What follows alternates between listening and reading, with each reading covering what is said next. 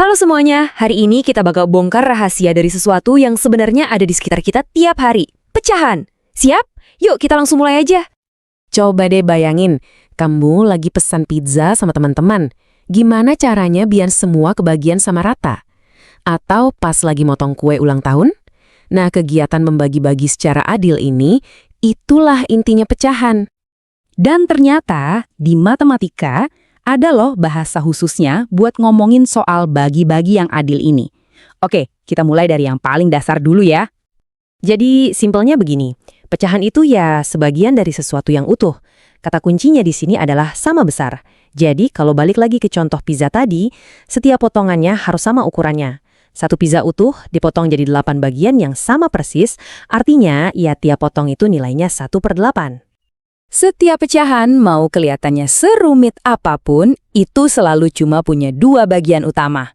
Kalau kamu paham 2 bagian ini, wah semuanya jadi gampang. Gini nih cara bacanya. Ada yang namanya pembilang, itu angka yang di atas, dan penyebut, angka yang di bawah. Misalnya, kita punya pecahan 3/4. Angka 4 sebagai penyebut, itu kasih tahu kita kalau pizzanya dipotong jadi 4 bagian sama besar. Terus angka 3 sebagai pembilang, artinya kita lagi ngomongin 3 potong dari total 4 potong itu. Gampang kan?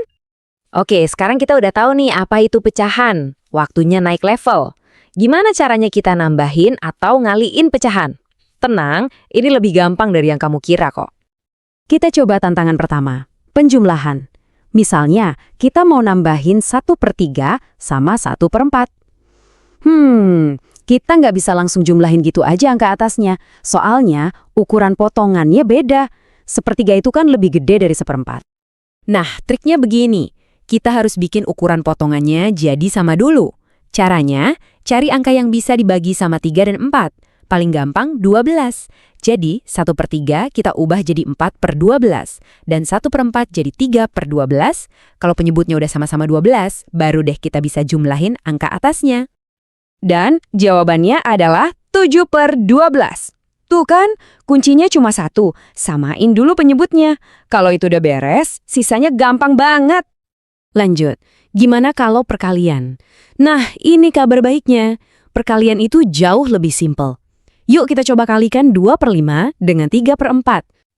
Kalau perkalian, kita nggak perlu pusing-pusing nyamain penyebut. Tinggal langsung aja, atas kali atas, bawah kali bawah. Jadi, 2 dikali 3 hasilnya 6, terus 5 dikali 4 hasilnya 20. Jawabannya jadi 6/20. Simple banget. Tapi tunggu dulu.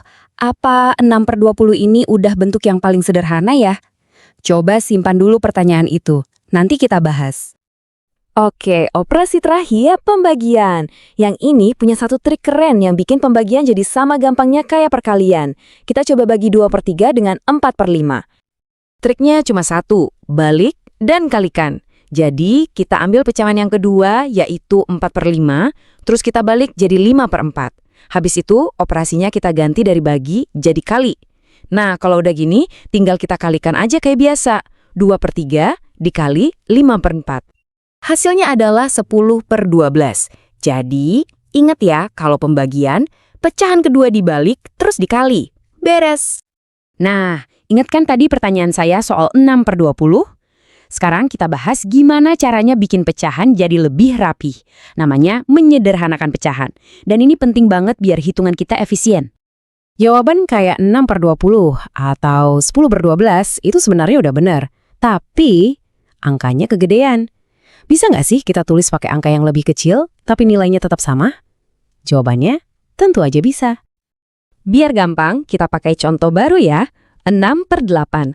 Bayangin aja kamu punya 6 potong pizza dari total 8 potong. Caranya, kita cari angka paling besar yang bisa membagi 6 sama 8. Angka berapa? Yap, angka 2. Kalau udah ketemu, tinggal kita bagi aja deh atas dan bawahnya dengan angka 2. 6 bagi 2 jadi 3, 8 bagi 2 jadi 4.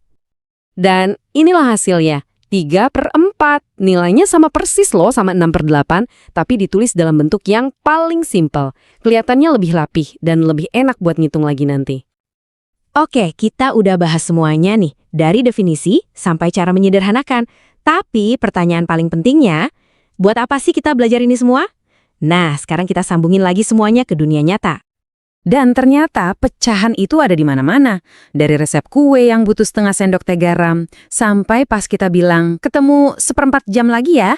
Paham pecahan itu artinya kita paham gimana dunia di sekitar kita ini diukur dan dibagi-bagi. Kutipan ini bener banget. Pecahan itu bukan cuma soal pelajaran matematika di sekolah. Ini tuh alat yang penting banget buat kita menjalani hidup sehari-hari. Jadi setelah ini, coba deh perhatiin sekitar kamu. Pas lagi bagi-bagi makanan, lihat diskon 50%, atau pas lagi masak, sadar atau enggak kamu lagi pakai pecahan. Nah, pertanyaannya sekarang, dengan pemahaman baru ini, bagian mana dari duniamu yang bakal kamu lihat dengan cara yang beda? Sampai ketemu lagi.